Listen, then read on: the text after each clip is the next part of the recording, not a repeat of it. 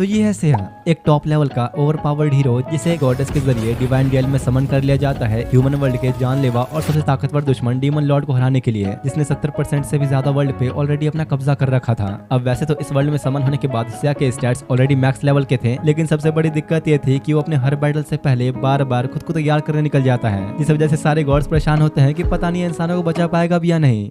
तो इन सब की शुरुआत होती है डिवाइन रियल्म से, जहाँ कई सारे गॉड्स और गॉडेस इकट्ठा बैठे हुए थे और वहीं पर रिस्टा नाम की एक लो लेवल गॉडेस को बुला के उसे एक एस रैंक मिशन दे दिया जाता है इस दुनिया के सबसे पावरफुल विलन को हराने का, जो सुन वो इतनी डर गई थी कि उसे कुछ समझ नहीं आता कि इतने हाई रैंक्ड गॉड्स के होने के बाद भी उसे ये काम क्यों दिया गया। असल में रिस्टा का काम है इंसानी दुनिया से एक पावरफुल हीरो को समन करना, जो अब तक वो 5 बार सक्सेसफुली कर चुकी है, लेकिन इस बार उसे जो मिशन मिला वो सिर्फ हाई रैंक वाले गॉड्स को ही दिया जाता है। तो इसलिए बेचारी इतनी डरी होती है कि भला अब मेरा क्या होगा। अब खुद को शांत करते हुए रिस्टा बारी बारी सारे कैंडिडेट्स को चेक करने लगती है जिससे वो एक हीरो के तौर पर समन कर सके, पर फिर भी कोई ढंग का बंदा नहीं मिलता। वो सोच ही रही थी कि अब करे तो करे क्या कि तभी एक पेपर उड़ते हुए उसके मुंह पे आके गिरता है, जिसमें सेया नाम के एक हीरो के बारे में लिखा था जिसके स्टैट्स टॉप लेवल के होते हैं। जो देख वही सोच के बड़ी खुश होती है कि फाइनली मुझे प्रमोशन मिल ही जाएगा, बस एक बार मेरा ये मिशन किसी तरह कंप्लीट हो जाए। पर अब वो जाकर उस हीरो को समन करने का रिचुअल शुरू करती है, जिससे एक बहुत तेज रोशनी चमकने लगती है और तब सेया सामने आता है जो कि काफी हैंडसम भी था। इसलिए रिस्टा के मन में लड्डू फूटने लगते हैं कि भाई तो कितना मस्त लड़का है, लेकिन सही टाइम पे ही उसे याद आ जाता है कि गॉड्स और ह्यूमंस के बीच कोई प्यार व्यार नहीं हो सकता।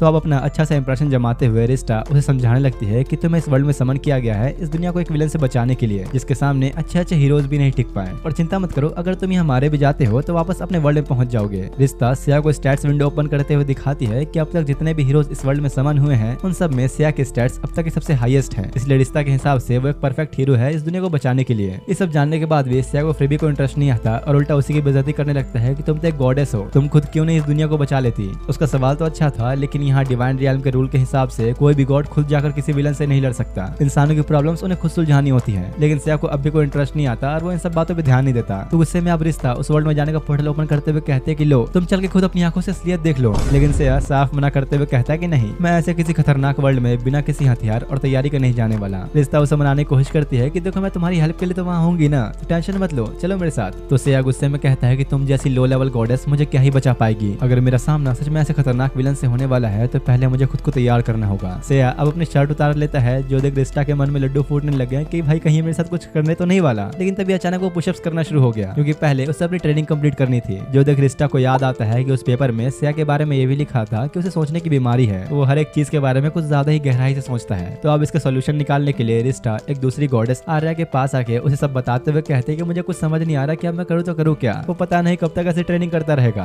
पर आर्या को इस बात में इतनी दिक्कत नहीं लगती, क्योंकि ऑब्वियस सी बात है इतने डेंजरस मिशन पर जाने से पहले कोई भी पूरी तरह से तैयार होना चाहेगा। और उसे समझाते हुए कहते हैं कि पहले तुम्हें उसके लिए एक अच्छी सी जगह और अच्छा सा खाना तैयार करना चाहिए, ताकि कम से कम उसके दिल में तुम्हारे लिए थोड़ी रिस्पेक्ट आ जाए। तो अब रिश्ता ऐसा ही करती है और जाके सबसे पहले उसके रहने के लिए एक अच्छी सी जगह तैयार करती है और खाने के लिए बड़े बड़े राइस बॉल्स देती है, क्योंकि ऑब्वियसली जापान के लोग यही खाते हैं। पर सेया साफ मना करते हुए कहता है कि नहीं, कहीं अगर इसमें कोई जहर मिला हुआ तो, और खुद खाने से पहले जबरदस्ती रिस्टा को खिलवाता है। अब क्योंकि उसे पता नहीं था कि सेया की ट्रेनिंग ऐसे कब तक चलने वाली है, तो रिस्टा उसे अपनी डॉल देते हुए कहते हैं कि जब भी तुम रेडी हो इस बेल को बजा देना। रिस्टा ने फैसला किया था कि वो सेया को डिस्टर्ब नहीं करेगी, तो बस अब वो रोज रोज उसके लिए गेट के बाहर खाना लाके छोड़ देती और उसके सिग्नल का इंतजार करती। शुरू में रिस्टा को लग रहा था कि सेया की ट्रेनिंग ज्यादा से ज्यादा 2 से 3 दिन ही चलेगी, लेकिन फिलहाल अभी 1 हफ्ते से भी ज्यादा हो चुका था और रिस्टा की हालत बिल्कुल सूखे पापड़ जैसी हो चुकी थी। पर अब इससे पहले कि वो इंतजार करते करते कोमा में चली जाए, फाइनली सेया बेल बजा ही देता है। रिस्टा अब खुश होकर जैसे उसे देखने जाती है तो बेचारी के तो होश ही उड़ चुके थे, क्योंकि लिटरली सेया की बॉडी पहले से भी ज्यादा अट्रैक्टिव हो चुकी थी। यहाँ तक कि सिर्फ इन 7 दिनों की ट्रेनिंग से उसके स्टैट्स काफी ज्यादा बढ़ चुके थे। जो देख रिस्टा भी हैरान थी, क्योंकि लेवल अप होने के साथ साथ उसने काफी सारी नई स्किल्स भी डेवलप कर ली हैं। लेकिन सेया चाहता था कि वो जाने से पहले अपना मैक्स लेवल अचीव कर ले, पर फिलहाल रिस्टा की हालत देख के लगता नहीं कि वो और ज्यादा इंतजार कर पाएगी। तो सेया जाने के लिए तैयार होता है और उसी पोर्टल के जरिए दोनों टावर ऑफ एडोना नाम के एक टाउन में पहुंचते हैं, जहाँ रिस्टा सेया के लिए कुछ इक्विपमेंट्स लेने आई थी। टाउन के अंदर आते ही उन्हें कुछ लोग मिलते हैं जिन्हें रिस्टा हेलो कहती है, पर क्योंकि अपने सेया को कुछ ज्यादा ही सोचने वाली बीमारी थी तो वो सोचने लगता है कहीं वो बुढ़ा आदमी कोई डीमन तो नहीं था, क्या पता मुझ पर नजर रखने के लिए आया हो, अगर हम पे उसने अभी अटैक कर दिया तो हम क्या करेंगे। जो सुन के बेचारी खुद परेशान होती है कि पता नहीं इसकी बीमारी कब ठीक होगी। वहीं घूमते फिरते उन्हें नीना नाम की एक छोटी सी बच्ची मिलती है, जिससे वो लोग वेपन्स की शॉप पूछते हैं और वहाँ पहुंचने पर रिस्टा सेया को पैसों से भरा एक पाउच देते हुए कहती है कि तुम इससे अपने लिए जो चाहे वो सामान खरीद सकते हो। तो अब अंदर जाकर सेया आसपास सारे इक्विपमेंट्स और वेपन्स को चेक करने लगता है और डिसाइड करता है कि मुझे 3 सिल्वर आर्मर के 3 सेट्स चाहिए,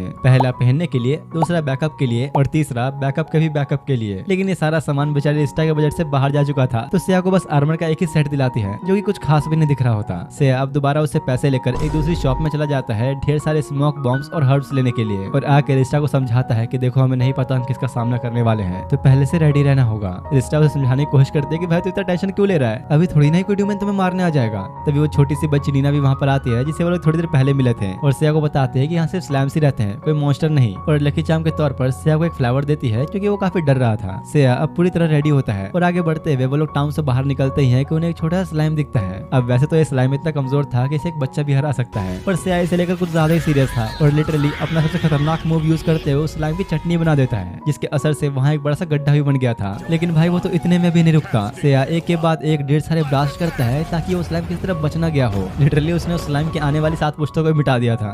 देख लिया ना अपनी ताकत का नमूना, अब तो खुश हो ना तुम। रिस्टा उसे अगले टाउन चलने के लिए कह रही होती है कि इतने में अचानक उन्हें एक बहुत ही पावरफुल प्रेजेंस फील होती है, और तभी उनके सामने मशीना नाम की एक लेडी आती है जो कि डीमन किंग आर्मी के टॉप 4 हेवनली किंग्स में से एक है। उसका काम ही था कि इस दुनिया में आए डीमन लॉर्ड को मारने वाले सारे हीरोज को मिटाना, और इसलिए फिलहाल वो यहाँ सिया को खत्म करने के लिए आई थी। रिस्टा भी उसे देख के काफी ज्यादा डर रही होती है क्योंकि मशीना के स्टैट्स सिया से भी ज्यादा थे, पर इससे पहले कि अब वो सिया को इस बात की वार्निंग दे पाती वो तो पहले ही 9-2-11 हो चुका होता है।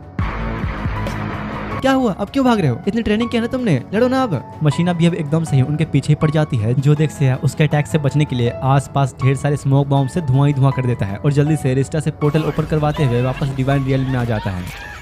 मशीना कहते हैं कि चलो कोई बात नहीं, दोबारा तो मेरे हाथ लगोगे ही। दूसरी तरफ यहाँ से आते ही रिस्टा को रूम के बाहर निकालते हुए कहता है कि अब से मैं तब तक ट्रेनिंग करता रहूंगा जब तक कि मैं अपना मैक्स लेवल अचीव न कर लूं। तो अब रिस्टा के पास इंतजार करने के अलावा और कोई रास्ता भी नहीं होता, और यूं ही बैठे बैठे उसे 2 दिन बीत जाते हैं पर सिया का अब तक कोई रिप्लाई नहीं आया था। तो रिस्टा अब अपने क्रिस्टल बॉल का यूज करती है ये देखने के लिए कि आखिर उस वर्ल्ड में चल क्या रहा है, पर एकदम से ही मशीना का चेहरा सामने आता है जो ये अच्छे से जानती थी कि रिस्टा उसे डिवाइन रियल्म से देख रही है, और उसे धमकाते हुए कहते हैं कि अब तो तुम्हें आना ही पड़ेगा, वरना यहाँ हर 10 मिनट में एक इंसान मेरे हाथों मरेगा जब तक कि तुम उस हीरो को लेकर यहाँ नहीं आती। रिस्टा काफी घबरा गई थी और जल्दी से सिया के पास जाकर उसे सारी बातें बताते हुए कहती कि हमें अभी चलना होगा, हमारे पास और कोई रास्ता नहीं। लेकिन सिया साफ मना कर देता है, तुमने ही तो कहा था कि रियल वर्ल्ड और डिवाइन रियल्म के बीच में काफी ज्यादा टाइम डिफरेंस होता है, वहाँ के 10 मिनट यहाँ के 16 घंटों के बराबर है, तो अभी हमारे पास काफी टाइम है। अब सिया की बात यहाँ पर सही तो थी, लेकिन वहीं दूसरी तरफ मशीना ने उस छोटी सी बच्ची नीना के फादर को अपना अगला शिकार बना रखा था, जो देख रिस्टा पूछती है कि हम लोग बस उन्हें इस तरह मरते हुए देखते रहेंगे, तुम्हें वहाँ जाने से डर लग रहा है तो क्या हम सबको मरने दें, अगर तुम मर भी गए तो कल को वापस अपने वर्ल्ड में चले जाओगे, पर उस टाउन के मासूम बच्चों और लोगों का क्या,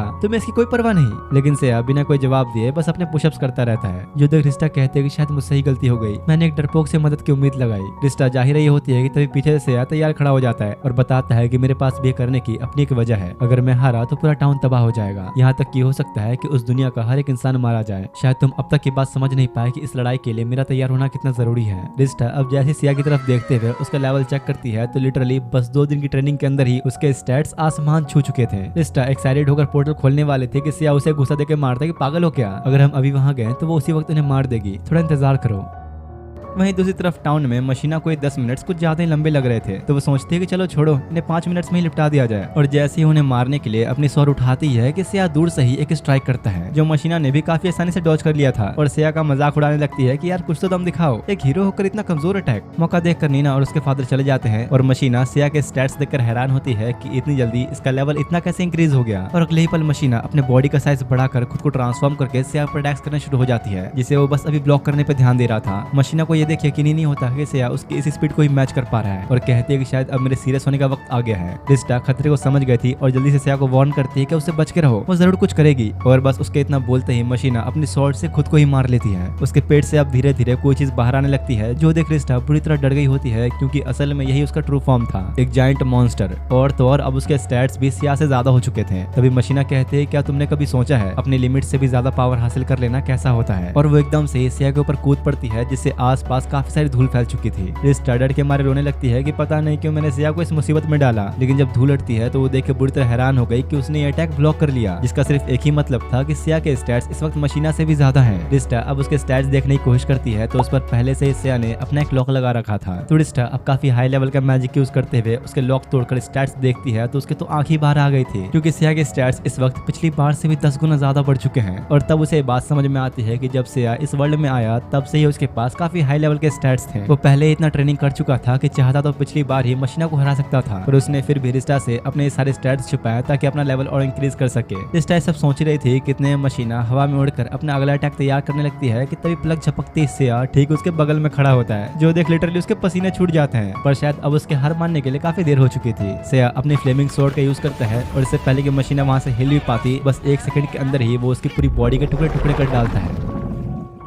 सेया के नीचे आने पर रिस्टा उसे पूछने लगती है कि आखिर तुमने मुझसे अपने स्टैट्स क्यों छुपाए, क्या तुम्हें मुझ पे इतना भी विश्वास नहीं? तो सेया कहता है कि नहीं, अगर मैं तुम्हें बता देता तो आगे चल के किसी ब्रेन मॉन्स्टर ने तुम्हारे दिमाग पर काबू कर लिया तो वो तो मेरे बारे में सब जान जाएगा, तो इससे अच्छा है कि पहले ही सावधान रहो। तभी टाउन के सभी लोग इकट्ठा होकर सेया को उन्हें बचाने के लिए शुक्रिया अदा करते हैं और एक बुढ़ा आदमी उसे कहता है कि आज हम तुम्हारे लिए एक शानदार पार्टी रखेंगे, तो क्या तुम आना चाहोगे? सेया कहता है कि नहीं, मुझे और भी काम है। और अब मशीना के टुकड़े होने के बाद आसपास जो गंदगी फैली थी वो सबको एक जगह पर इकट्ठा करके उनमें आग लगा देता है ताकि उसके दोबारा जिंदा होने की उम्मीद ही न बचे। सेया तब तक नहीं रुकता जब तक उसका पूरी तरह नामो निशान न मिटा दे, और इस चक्कर में उसने लिटरली पूरे विलेज को जलाकर राख कर दिया था, जिस वजह से रिस्टा और सेया दोनों को ही टाउन से निकाल दिया जाता है। तभी वहाँ नीना और उसके फादर सेया को थैंक्स कहने के लिए आए थे, उनकी जान बचाने के लिए और एक शुक्रिया अदा के तौर पर देने के लिए उसके फादर के पास बस थोड़े बहुत ही पैसे थे जो वो सेया को दे रहे थे, जिसे भाई वो बिना हिचकिचाए ले भी लेता है और कहता है कि क्या बस इतने से मैंने तुम्हारी जान बचाई और तुम मुझे बस इतने से पैसे दे रहे हो? रिस्टा भी बेचारी अब क्या ही बोलती, शर्म के मारे चुपचाप उन्हें बाय कहते हुए निकल जाती है। जिसके बाद अब थोड़ा आगे आने पर रिस्टा कहते हैं कि हमें नए टाउन में चलना चाहिए, लेकिन सेया मना करते हुए कहता है कि नहीं, अभी नहीं, अभी हमने डीमन लॉर्ड के 4 हेवनली किंग्स में से एक को मार गिराया तो जरूर वो और भी खतरनाक लोगों को हमारे पीछे लगाएगा। रिस्टा उसे मनाने के लिए काफी रिक्वेस्ट करती, पर वो कहाँ ही मानने वाला था और कहता है कि पहले तुम खुद को देखो, किसी काम की तो हो नहीं, ना कोई मदद कर सकती हो, अगर मुझे यहाँ मरते हुए देखना नहीं चाहती तो अभी पोर्टल खोलो। और अपनी इतनी बेइज्जती सुनने के बाद गुस्से में वो पोर्टल खोल ही देती है और वो लोग डिवाइन रियल में लौट आते हैं। सेया अपनी ट्रेनिंग करने में लग जाता है और रिस्टा दोबारा से आर्या के पास जाकर सेया के बारे में शिकायतें करने लगती है कि वो पागल तो बस ट्रेनिंग ही करता रहता है, उसे ना वहाँ के लोगों की परवाह और ना मेरी। आर्या कहते हैं कि तो इसमें दिक्कत क्या है, वैसे भी वो कौन सा जिंदगी भर ट्रेनिंग करता रहेगा, तो हमें थोड़ा इंतजार करना चाहिए। लेकिन रिस्टा को चाहिए था कि वो जल्दी से जल्दी इस मिशन को खत्म करके आर्या की तरह एक हाई रैंक गॉडेस में प्रमोट हो जाए। जो सुन आर्या कहती है कि जैसे तुम सोच रही हो वैसे मैं बिल्कुल भी नहीं, देखा जाए तो अब तक मैंने 300 दुनियाएं बचाई, पर अपनी खुद की गलती की वजह से मैं उस एक वर्ल्ड को नहीं बचा पाई। जिस पर रिस्टा उसे दिलासा देते हुए कहते हैं कि अरे क्या हुआ, 300 में से एक बार गलती हो भी गई तो क्या? लेकिन आर्या इस बात को अच्छे से जानते थे कि भले यहाँ के गॉड्स के लिए इतनी बड़ी बात न हो, पर उस दुनिया के लोग जो जीना चाहते थे उनका क्या? आर्या अब जाने के लिए जैसे ही उठती है कि तभी सेया सामने आ जाता है, जो देखो सीधा सेया के पास जाकर उसे अपने बारे में बताते हुए उससे पूछती है कि आखिर तुम्हें दिक्कत कहाँ आ रही है? तो सेया कहता है कि पता नहीं क्यों अब मैं जितना भी पुशअप्स या सिटअप्स कर लूं मेरा लेवल इंक्रीज ही नहीं होता। रिस्टा गुस्से में जल रही होती है कि ये भला अपनी प्रॉब्लम उसे क्यों बता रहा है, और यहाँ पता लगता है कि सेया ने अपनी फिजिकल लिमिट को रीच कर लिया है, इसलिए अब उसे कोई ऐसा चाहिए था जो उसे ट्रेन कर सके। तो वो उसे कहते हैं क्यों ना तुम मेरे साथ मॉन्स्टर्स को मारने चलो, इससे तुम्हारे स्टैट्स भी बढ़ जाएंगे।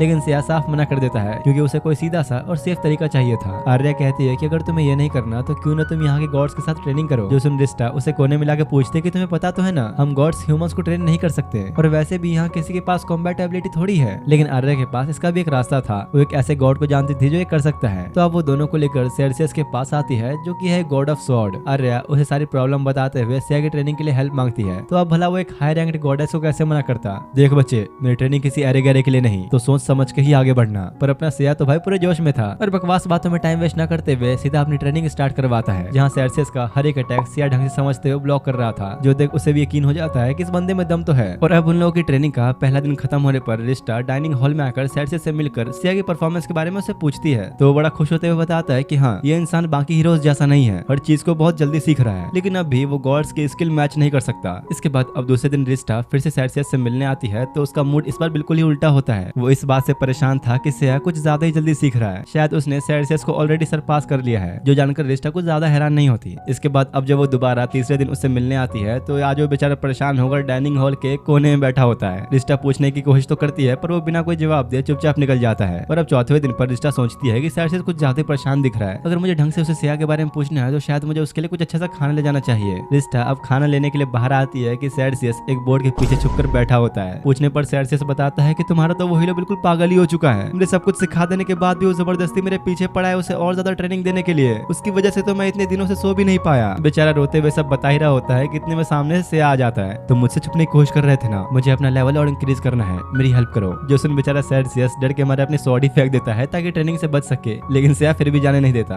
अरे पागल हो क्या, छोड़ो उसे, वो एक गॉड है। रिस्टा उसे रोक रही होती है कि तभी आर्या आके बताती है कि गॉडेस ईस्टर को तुमसे मिलना है। तो अब उसे सेर्सियस को इसी हालत में छोड़ के जाना पड़ता है। यहाँ हमें पता लगता है कि ईस्टर एक काफी हाई रैंक्ड गॉडेस है, जो कि रिस्टा को बुलाकर उससे सारी रिपोर्ट्स लेती है कि आखिर उस हीरो के साथ चल क्या रहा है। और जब उन्हें पता लगता है कि सेर्सियस भी सिया के सामने हार मान गया तो वो खूब हंसती है, क्योंकि असल में सेर्सियस पहले के इंसान ही था, तो शायद इसलिए उसके अंदर अभी कुछ ह्यूमन फीलिंग्स बची हुई है। अब इन सब बातों को साइड रख के ईस्टर रिस्टा को बताते हैं कि तुम लोगों ने उन हेवनली किंग्स में से एक को हरा तो दिया, पर अब वहाँ के पास के टाउन में कुछ बहुत बुरा होने वाला है, इसलिए वो चाहती थी कि सिया और रिस्टा वापस उस वर्ल्ड में जाएं। रिस्टा भी इसके लिए तैयार होती है, और अब जब वो सिया को बुलाने के लिए ट्रेनिंग ग्राउंड पे गई तो वहाँ तो बंदा लिटरली सेर्सियस को बुरी तरह पीट रहा होता है। बेचारी रिस्टा भी हैरान होती है कि भाई ये क्या चल रहा है, और उसे डांट कर सारी बातें बताते हुए तुरंत उस वर्ल्ड में चलने को कहती है। और सिया भी इस बार मना नहीं करता। सेर्सियस को चूस कर उसने अपना लेवल जो इंक्रीज कर लिया था। जिसके बाद अब दोनों उसी वर्ल्ड के अंदर सैमुअल नाम के एक टाउन में पहुंचते हैं, जहाँ काफी सारे लोग ऑलरेडी जान बचाने के लिए जगह खाली करने लगे थे, क्योंकि पूरे टाउन में हर जगह अनडेड्स भर चुके हैं, इसलिए हर कोई बस अपनी जान बचाना चाह रहा था। सिया को ये चीज समझ नहीं आती, तो रिस्टा समझाती है कि जब कोई इंसान मरने के बाद वापस जिंदा हो जाए तो उसे अनडेड कहा जाता है। यहाँ तक कि अनडेड्स इंसानों के साथ घुल मिलकर उनका ही रूप ले लेते हैं। सिर्फ होली वाटर के जरिए ही हम इनका असली रूप देख सकते हैं। जो सुनते सिया टाइम वेस्ट ना करते हुए होली वाटर लेने के लिए शॉप में आकर सीधा 1000 बोटल्स मांगता है, लेकिन फिलहाल अनडेड्स वाली घटनाओं के सामने आने की वजह से ये बोटल्स काफी रेयर हो चुकी हैं, इसलिए एक इंसान को 10 से ज्यादा बोटल्स की परमिशन नहीं थी, तो सिया को भी सिर्फ 10 ही मिलते हैं।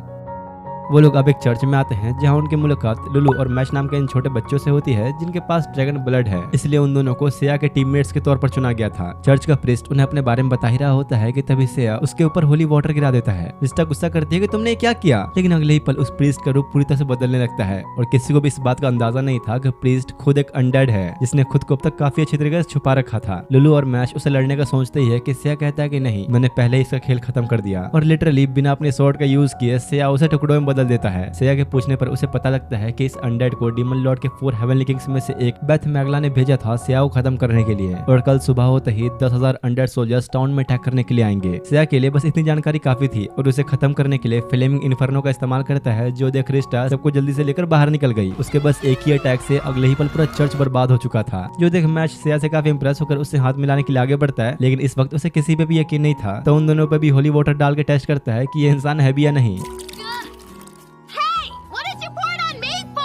मैश और लुलू समझ जाते हैं कि बंदा नॉर्मल तो नहीं है, और खुश होकर उसकी टीम में जाने का पूछने ही वाले होते हैं कि तभी उसकी नजर सिया और रिस्टा पे पड़ती है, जो भूतों की तरह उन्हें घूर रहे थे। दरअसल दोनों मैश और लुलू के स्टैट्स चेक कर रहे थे, जो कि काफी कुछ खास नहीं है। ये देखते ही सिया डायरेक्ट मना कर देता है कि नहीं, मैं इन कमजोरों को अपनी टीम में नहीं रखने वाला। सिया नहीं चाहता था कि कुछ बच्चों को अपनी टीम में लेकर वो और भी ज्यादा सिरदर्दी पाले, और इसी बात को लेकर उनका झगड़ा चल ही रहा होता है कि तभी टाउन के कुछ गार्ड्स वहाँ आते हैं। पूछताछ करने पर सिस्टर बताती है कि हमारे बीच रह रहा वो प्रीस्ट एक अनडेड था, जिसे सिया यानी इस हीरो ने हराया, और कल सुबह ऐसे 10,000 अनडेड्स की आर्मी हम पे हमला करेगी। जो सुन वो गार्ड समझ जाते हैं कि ऐसे टाइम पर सिया जैसा एक हीरो ही उनकी हेल्प कर सकता है, तो वो उसके सामने झुककर कहते हैं कि प्लीज हमें बचा लो। तो सिया कहता है कि हाँ चलो ठीक है, पर पहले ये बताओ कि मुझे कितने पैसे मिलेंगे। अगर तुम सच में करते हो तो मतलब तुम पूरे टाउन को बचाओगे, और इसके लिए तुम्हें 1000 गोल्ड कॉइंस तो मिलेंगे ही। जो सुन वो अब एक फॉर्म निकालते हुए कहता है कि ठीक है, मुझे इस पे साइन करके दो। और अब जाते हुए मैश और लुलू से कहता है कि तुम लोगों को वहाँ आने की कोई जरूरत नहीं, मैं अकेले ही संभाल लूंगा, और बच्चे तू जाके पोगो देख। मैश सिया को उल्टा सीधा कहकर गुस्से में जंगल की तरफ चला जाता है। सिया अपनी फ्लाइंग स्किल को एक्टिवेट करते हुए रिस्टा से कहता है कि तुम भी कुछ खास काम की नहीं समझी,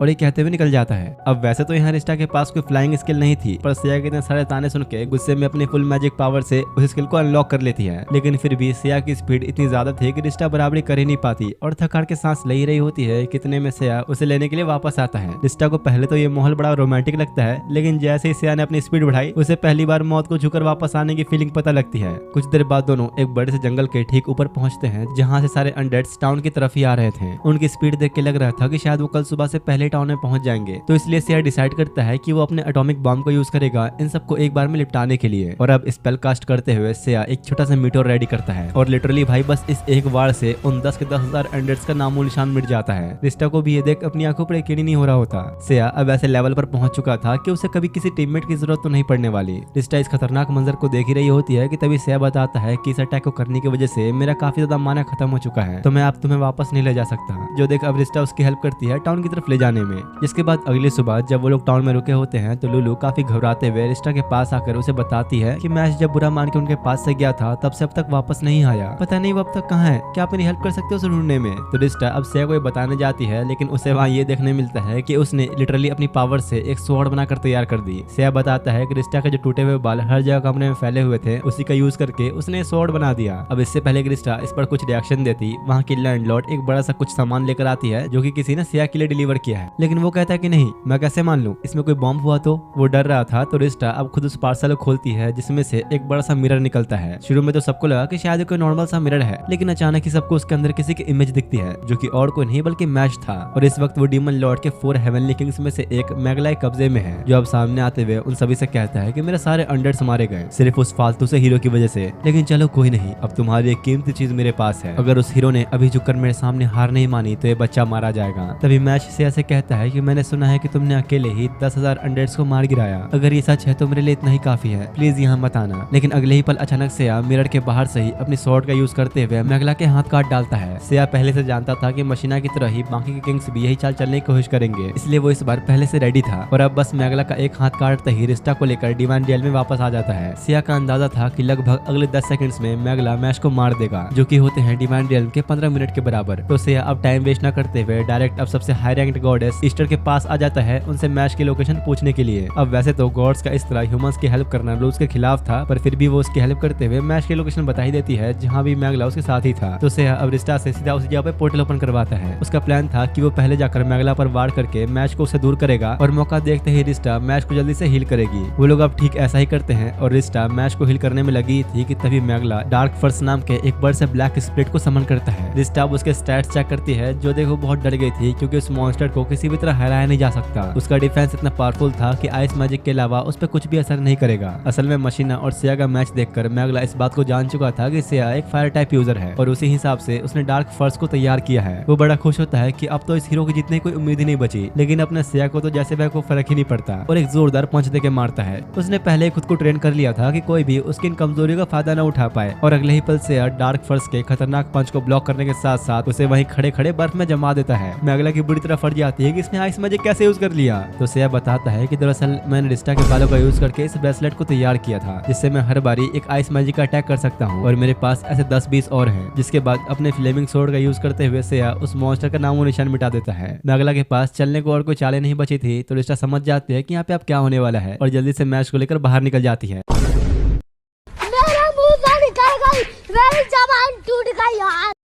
इसके बाद वो लोग वापस टाउन में लौट जाते हैं और मैश के होश आने पर रिस्टा उसे बताती है कि सिया ने तुम्हारी जान बचाई, मैगला हार चुका है। वो लोग बातें कर ही रहे होते हैं कि तभी सिया एक भारी भरकम सा बैग लाते हुए टेबल पे रख देता है और कहता है कि आपसे तुम दोनों का काम है हमारा सारा सामान उठाना। जो सुनते ही मैश एकदम से जाकर सिया के कदमों में पड़ जाता है। वो अच्छी तरीके से सिया के पावर लेवल को समझ चुका था, इसलिए उसे रिक्वेस्ट करता है कि प्लीज तुम मुझे अपना स्टूडेंट बना लो। सिया कहता है कि ठीक है, पर बदले में तुम लोगों को मेरा सामान उठाना होगा। और अब वो लोग अगले टाउन में निकले, उससे पहले मैश उन्हें ड्रैगन बिन नाम की एक जगह पे ले जाना चाहता था, क्योंकि पुरानी कहानियों के अनुसार 16 साल पहले ड्रैगन गॉड ने मैश और लुलू को हीरो की हेल्प करने के लिए यहाँ भेजा था, ताकि वो लोग एक दिन उस हीरो को ड्रैगन विलेज में पहुंचा सके। साथ ही साथ उस जगह पर एक डिवाइन स्वॉर्ड भी सील करके रखी है, जिसकी हेल्प से डीमन लॉर्ड को हराया जा सकता है। सिया भी सारी बातें अच्छे समझता है और कहता है कि ठीक है, पर जाने से पहले मुझे अब भी ट्रेनिंग करनी है। तो अब मैश और लुलू के साथ वो लोग वापस डिवाइन रियल में आ जाते हैं। बेचारे बच्चे सोचते हैं कि चलो थोड़ा घुमा फिरा जाए, पर सिया कहता है कि बच्चों अभी कहाँ चल दिए, ट्रेनिंग भी करनी है हमें। और अब वो सभी को लेकर डाइनिंग हॉल में आ जाता है किसी को ढूंढने के लिए। रिस्टा भी उस बंदे को हर जगह ढूंढ रही होती है, पर वो उसे कहीं नहीं मिलता और जिसको वो लोग हर जगह ढूंढ रहे थे वो तो यहाँ एप्रिन पहनकर एक शेफ बन के छुपा हुआ था।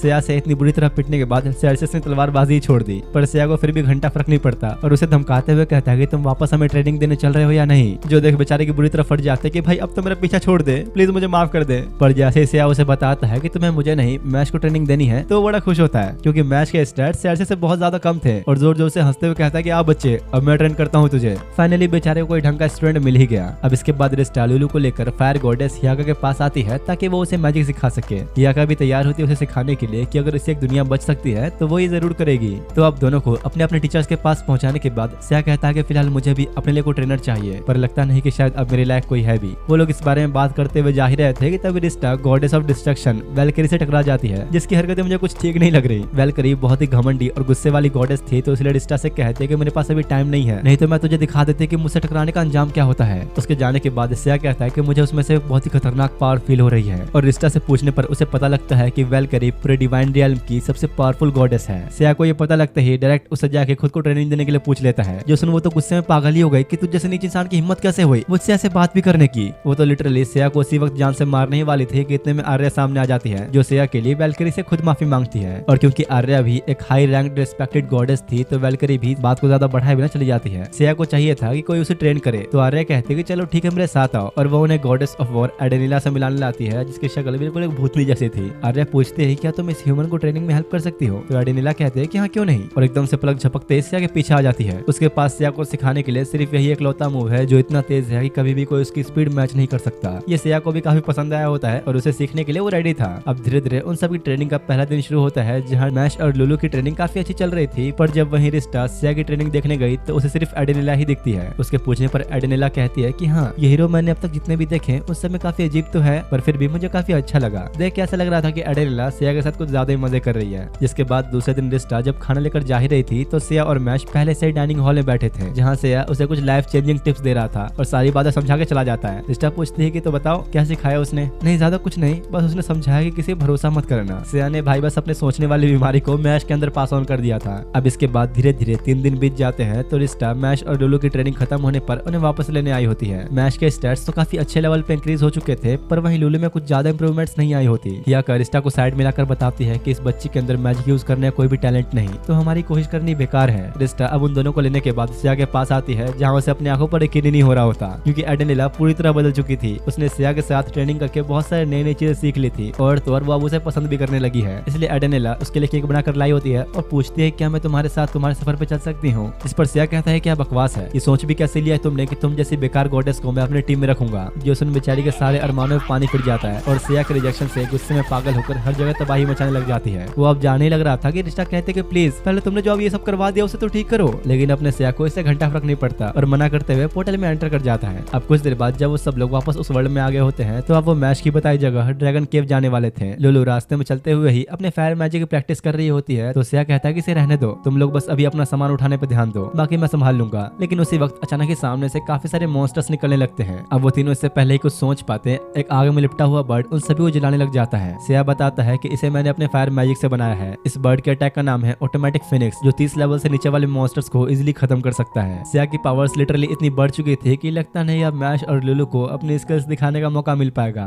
अब थोड़ी देर बाद घूमते हुए वो लोग एक छोटे से टाउन में पहुंचते हैं ताकि अपने लिए कुछ सामान खरीद सके। केव में जाने के लिए उन्हें कुछ टॉर्चेस चाहिए थी तो सिया अब मैश से टच लेते हुए पूछता है कि तुम्हें क्या लगता है हमें कितने टॉर्चेस खरीदने चाहिए। ऐसा है तो मेरे ख्याल से शायद 50। तो सिया कहता है कि नहीं 500।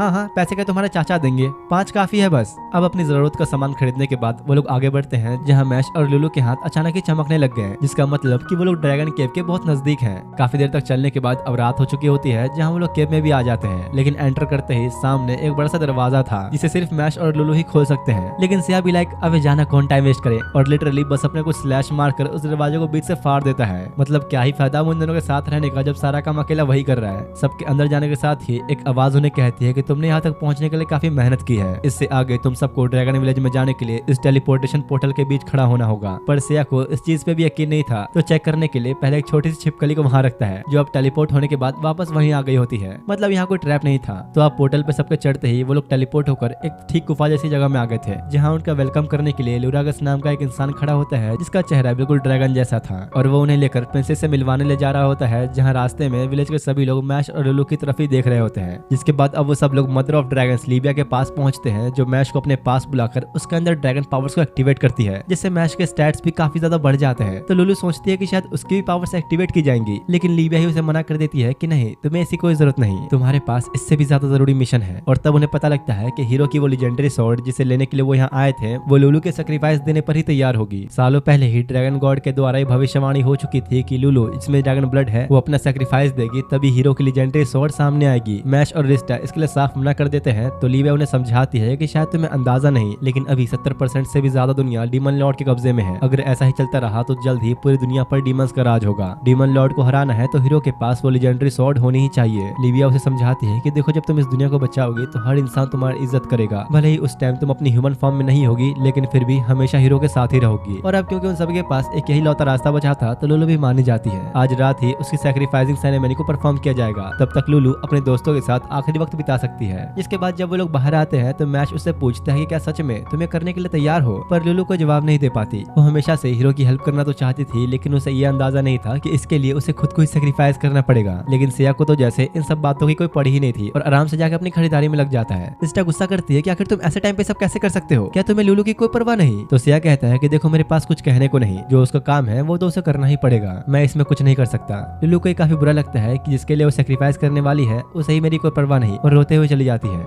इसके बाद अब रात होने पर सेरेमनी शुरू होती है, जहाँ सिया और बाकी सभी के लिए डिनर का इंतजाम किया गया था, जहाँ विलेज के सारे लोग भी आए हुए होते हैं। और अब थोड़ी देर तक खाना पीना हो जाने के बाद उनका रिचुअल शुरू होता है, जहाँ लीबिया बताती है कि ये ड्रैगन एबिस है, सालों पहले इसे महान ड्रैगन एम्परर ने तैयार किया था, और लुलू के इसमें कूदने के बाद उसके शरीर के टुकड़ों से वो स्वॉर्ड तैयार होगी। गार्ड्स अब उसे लेकर ठीक उस खाई के किनारे पे खड़ा कर देते हैं, जहाँ वो हंसते हुए सभी को अलविदा कहती है। लेकिन मैश से सब और देखा नहीं जाता और वो रोकने की कोशिश करता है, तो गार्ड्स उसे जाने नहीं देते। साथ ही लुलू भी इतनी गहराई देखकर बहुत डर गई थी, तो भागने की कोशिश करती है, लेकिन अब वापस मुड़ने का कोई रास्ता नहीं। लीबिया के कहने पर गार्ड्स खुद उसे खाई में गिराने के लिए आगे बढ़ते हैं, जो देख विलेज का हर एक इंसान जोर जोर से चिल्लाना शुरू कर देता है। पर इससे पहले कि वो लोग उसे नीचे गिराते, सिया वहां पहुंचकर दोनों गार्ड्स को नीचे फेंक देता है और कहता है कि शायद तुम्हें समझ नहीं आया, लेकिन मैंने कहा था कि जो तुम्हारा काम है वो तुम्हें करना ही होगा। अगर तुम अभी चली गई तो मेरे इन सारे इक्विपमेंट्स को कौन उठाएगा? जो देख लुलू और रिस्टा बहुत खुश होते हैं। लीबिया कहते हैं कि आखिर तुम लोग ये कर क्या रहे हो? अगर वो स्वॉर्ड तैयार नहीं हुई तो डीमन लॉर्ड को हराओगे कैसे? लेकिन अपना सिया भी लाइक अबे जाना, मुझे कोई फर्क नहीं पड़ता, डीमन लॉर्ड को हराने के लिए मुझे किसी बच्चे की बलि नहीं चाहिए। तभी मैश मौका देके अपने ड्रैगन फॉर्म में आते हुए सभी गार्ड्स को हटाकर निकलने की कोशिश करता है कि तभी एकदम से ही वो और रिस्टा एक साथ जमीन पे गिर पड़ते हैं और वापस खड़े ही नहीं हो पा रहे होते, चाहे जितने भी कोशिश कर लें, क्योंकि असल में लीबिया ने उन सबके खाने में पैरालाइज पोइजन मिला दिया था ताकि कोई भी उसके रिचुअल में टांग ना अड़ा सके। लीबिया अब गार्ड्स को लुलू को पकड़ने के लिए भेजती है, लेकिन तब उन्हें पता लगता है कि किसी वजह से सिया के ऊपर उस पोइजन का असर हुआ ही नहीं, क्योंकि इस बंदे ने भाई लिटरली पहले ही 4 कदम आगे की सोच रखी थी। सिया को उसी टाइम शक हो गया था कि इनके खाने में जरूर कुछ मिला होगा, इसलिए उसने सबसे छुप कर खाने के बाद वही उल्टी कर दिया था।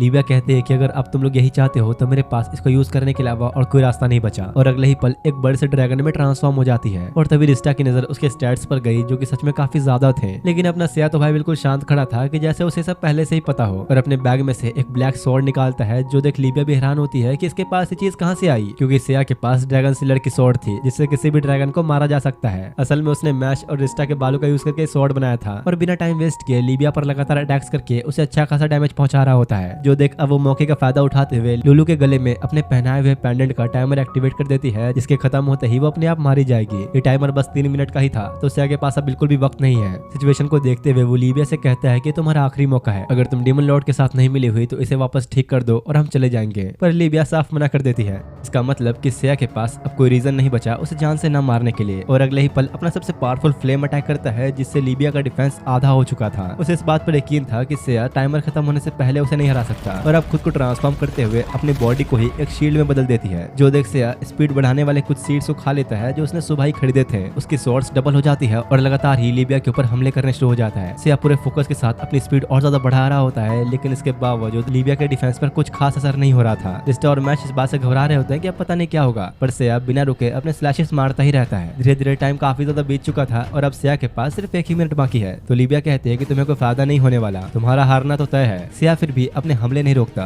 क्योंकि भले ही लीबिया के डिफेंस पे कोई असर न पड़ रहा हो, लेकिन वो धीरे धीरे सिया की फोर्स की वजह से खाई की तरफ जाने लग गई थी। और अब इससे पहले कि वो इस बात को समझ पाती, वो खाई के बिल्कुल किनारे पे खड़ी होती है। और अब मौका देखते ही सिया जल्दी से अपने फाइनल अटैक विंड स्लैश का यूज करता है, जिससे लीबिया खुद को बचाते हुए डिफेंस मोड से बाहर आकर हवा में उड़ने लग जाती है। लेकिन उसे इस बात का अंदाजा नहीं था कि सिया के हमलों की वजह से उसके विंग्स ऑलरेडी बर्बाद हो चुके थे, और सिया के बिना कुछ किए ही खाई में गिर जाती है।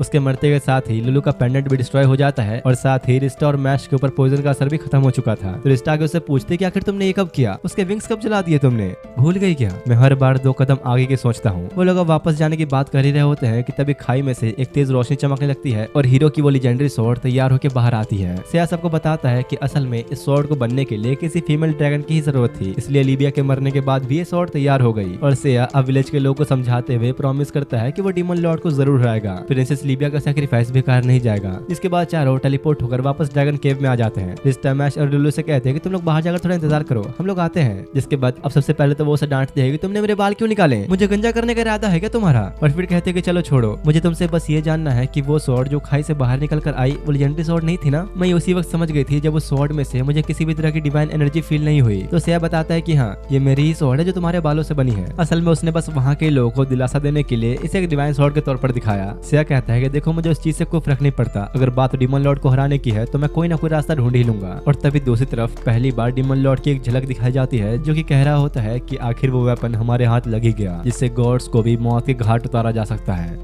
वहीं इधर सिया और रिस्टा जब बाहर आते हैं तो काफी सारे सोल्जर्स ने उन्हें घेर रखा होता है। पूछने पर वो बताते हैं कि हम यहाँ आपको कोई नुकसान पहुंचाने नहीं आए, हमें मदद चाहिए। हमारे काफी सारे सोल्जर्स फोर्ट एग्ला पर फंस चुके हैं, कुछ मॉन्स्टर्स ने उस जगह पर आतंक फैला रखा है और वो लोग अभी वहीं फंसे हैं। तो रिस्टा कहते हैं कि यार पहले कम से कम थोड़ा आराम तो करने देते हैं हमें, लेकिन सिया जाने के लिए बिल्कुल तैयार होता है। तो कैप्टन कहता है कि सावधान रहना, उन मॉन्स्टर्स का नाम बियलबब है जिनकी स्पीड भी बहुत ज्यादा तेज है। उनकी बातें सुनने के बाद सिया इस बार अकेले जाने के बजाय लुलू और मैश को भी साथ ले जाता है। और अब काफी घने जंगल में आने के बाद जब वो लोग उस जगह पर पहुंचते हैं तो सामने हजारों बियलबब्स मॉन्स्टर का पूरा एक झुंड मौजूद था। और तभी सिया की नजर उनके लीडर पे पड़ती है जिसके स्टैट्स वैसे तो उतने हाई नहीं थे लेकिन स्पीड में बहुत ही ज्यादा तेज था। और वहीं पास ही में वो सारे सोल्जर्स जो यहाँ फंसे हुए थे अब भी उन बियलबब से किसी तरह लड़ रहे होते हैं, लेकिन तभी उनमें से कुछ सोल्जर्स को बियलबब्स ने उठा लिया था और काफी ऊपर ले जाकर छोड़ देते हैं, जिससे वो सब के सब एक बार में ही नीचे गिर के मर जाते हैं। अभी भाई मुझे ऐसा लग रहा था कि शायद सिया इन्हें बचाने आएगा, लेकिन बस वो चुपचाप खड़ा इनकी फाइट ऑब्जर्व कर रहा होता है और कहता है कि एक मच्छर की स्पीड इतनी तेज होती है कि उसे कोई पकड़ नहीं पाता। और यहाँ तो इनका साइज ऑलरेडी 1000 गुना हो चुका है। सिया सोल्जर्स की कमांडर रोजेलिया के पास आता है जो उसे पहली नजर में ही पहचान लेती है। तुम तो वही हीरो हो ना, अब तुम आ गए तो शायद अब हम जीत सकते हैं। कार्लोस बताता है कि हमारे सोल्जर्स बहुत डरे हुए हैं और काफी थक चुके हैं, हमें पहले रुक के थोड़ा आराम कर लेना चाहिए। तो अब रोजेलिया सिया और बाकियों को लेकर फोर्ट आगला की तरफ आ रही होती है ताकि सबको अच्छे से तैयार कर सके।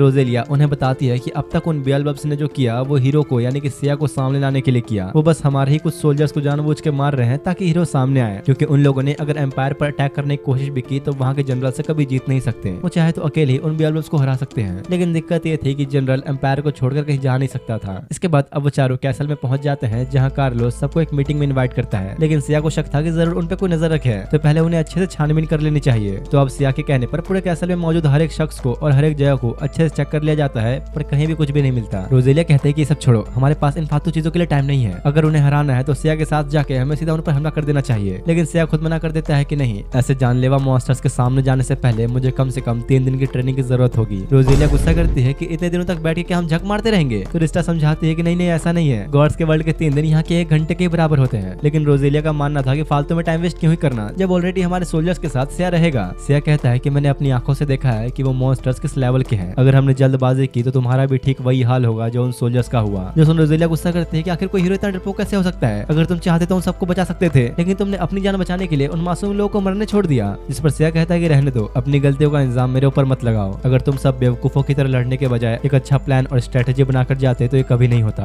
रोजेलिया से उसकी बातें और सहन नहीं होती और गुस्से में सिया को ही मारने आगे बढ़ती है, पर इससे पहले कि वो उसे छू भी पाती सिया उसे एक थप्पड़ में वहीं सुला देता है। गुस्से में पागल होकर रोजेलिया बार बार लगातार उसे मारने की कोशिश करती है, पर अपने सिया ने तो भाई लिटरली उसके थप्पड़ बजा के मुंह ही सुझा दिया होता है। बेचारी रोते हुए उसे कहते हैं कि तुम जैसा बंदा कोई हीरो हो ही नहीं सकता, तुम जरूर कोई स्कैमर हो। अब इससे पहले कि माहौल और बिगड़ता, रिस्टा जल्दी से तीनों को लेकर वापस रिवांडेल में आ जाती है और सिया को डांटती है कि यार तुमने तो एक औरत पे हाथ उठाया, कम से कम थोड़ा तो लिहाज कर लेते। लेकिन अपना सिया तो भाई एब्सोल्यूट सिग्मा था, अगर उस पर किसी ने हाथ उठाया तो वो कभी ये नहीं देखता कि सामने वाला लड़का है लड़की। सिया कहता है कि अगर मुझे उन्हें हराना है तो मुझे किसी गन की जरूरत पड़ेगी, पर दिक्कत ये थी कि डिवाइन रियल में गन जैसा कोई वेपन नहीं होता। सिया कहता है कि ठीक है, हम इसकी जगह कुछ एरोस का भी इस्तेमाल कर सकते हैं, पर क्योंकि उसे तीर कमान चलाना आता नहीं था तो रिस्टा गॉडेस ऑफ फारकरी माइटिस के पास लेकर आती है और उसे थोड़ा मक्खन लगाते हुए सिया को ट्रेनिंग देने का मनाने लगती है। लेकिन सिया कहता है कि नहीं, ट्रेनिंग लेने से पहले मैं तुम्हारा सबसे पावरफुल मूव देखना चाहूंगा। एक तो भाई उसे सिखाने के लिए रिस्टा बेचारी इतना मक्खन लगा रही है और ये ऊपर से और शर्तें ऐड कर रहा है। तो माइटिस अब अपने मैजिक से तीर कमान बनाते हुए अपना सबसे खतरनाक मूव दिखाती है, जिससे वो एक बार में ही 7 तीरों को चला सकती थी, वो भी 100% एक्यूरेसी के साथ। अगर सिया को सीखना है तो पहले तीर कमान को मैजिक के जरिए बनाना सीखना होगा। तो अब सिया लुलू को फायर मैजिक से तीर बनाने का तरीका सिखाने के लिए कहता है, क्योंकि उसने पहले भी उसे ये करते देखा था। तो लुलू अब इस मैजिक को अच्छे से करके दिखाती है और कहती है कि ये इतना आसान नहीं है, इसे सीखने में तुम्हें सालों लग जाएंगे। लेकिन अपना सिया भी लाइक अब जाना कौन इतना टाइम वेस्ट करे, और सच में भाई उसने तो बस एक बार में ही ये सीख लिया और तो और 100% एक्यूरेसी के साथ टारगेट भी हिट कर देता है। तो अब उसे वहीं ट्रेनिंग के लिए छोड़कर वो लोग वापस आ जाते हैं। लुलू बेचारी परेशान होकर अपना सर पकड़े बैठी थी कि जिस मैजिक को सीखने में उसने 3 साल लगा दिए उसे सिया बस कुछ सेकंड्स में ही सीख गया। वहीं सियारसेस उनके बगल से गुजर रहा होता है और रिस्टा को देख उसे कहता है कि तुम लोग यहाँ पर क्यों हो, मतलब सिया भी यहीं आसपास होगा, उसे प्लीज यहाँ से ले जाओ। पिछली बार जो हुआ उसके बाद से तो एडेनला उसे जान से मारने के लिए उसकी खून की प्यासी हो चुकी है, वो हर जगह पागलों की तरह बस उसे ही ढूंढ रही है।